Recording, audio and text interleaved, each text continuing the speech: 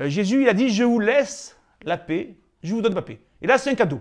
C'est à nous de le prendre. Quand vous êtes anxieux, quand vous êtes, votre esprit est tourmenté, quand vous ne savez pas comment ça va se terminer, comment ça va aller, rappelez-vous, Jésus il a dit, je vous laisse ma paix. Je vous donne ma paix. C'est un cadeau. Je ne vous donne pas comme le monde donne. C'est-à-dire que c'est gratuit et c'est généreux. Donc c'est à vous de prendre, de recevoir, de dire, Seigneur, je reçois ta paix. Mon esprit est tourmenté, je sais pas, les pensées se bousculent au-dedans de moi, mais je reçois ta paix parce que tu me donnes ma paix. Donc la paix, c'est un cadeau de Jésus.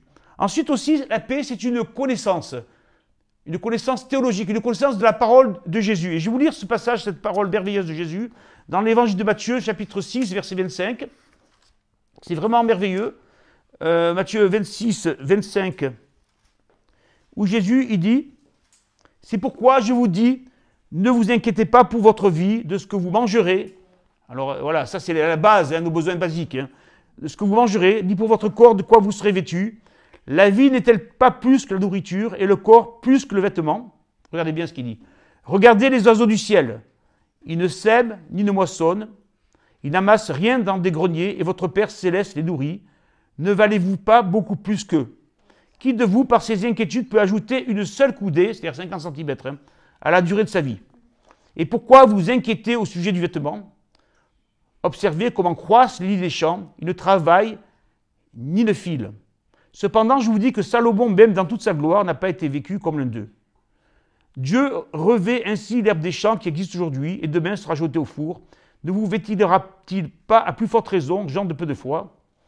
Ne vous inquiétez donc pas en disant que mangerons-nous ou que boirons-nous ou de quoi serons-nous vêtus?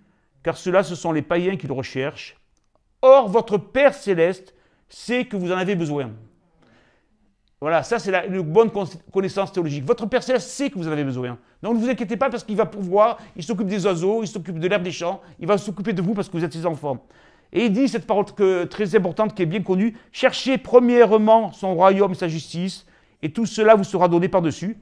Ne vous inquiétez donc pas du lendemain, car le lendemain s'inquiétera de lui-même. » Et cette merveilleuse parole de Jésus qui est tellement connue que tout le monde la récite, et c'est pas que c'est Jésus qui a dit, « Et à chaque jour suffit sa peine. » Voilà, la paix, c'est une réconciliation avec Dieu, c'est un cadeau de Jésus, c'est une connaissance théologique, c'est une connaissance de la parole de Jésus, cette parole de Jésus qu'on vient de lire. C'est une attitude aussi. L'apôtre Pierre, il dit, « Déchargez-vous sur lui de tous vos soucis, car lui-même prend soin de vous. » C'est une attitude. Pourquoi je me décharge sur lui de tous mes soucis? Parce qu'il prend soin de moi. Il prend soin de moi. Donc ça, c'est un fait. Dieu prend soin de nous, de vous, de chacun d'entre nous, et de vous. Dieu prend soin de nous. Et comme il prend soin de moi, je me décharge sur lui de tout souci. C'est-à-dire qu'à un moment, il y a un moment où je dois lui laisser mon souci.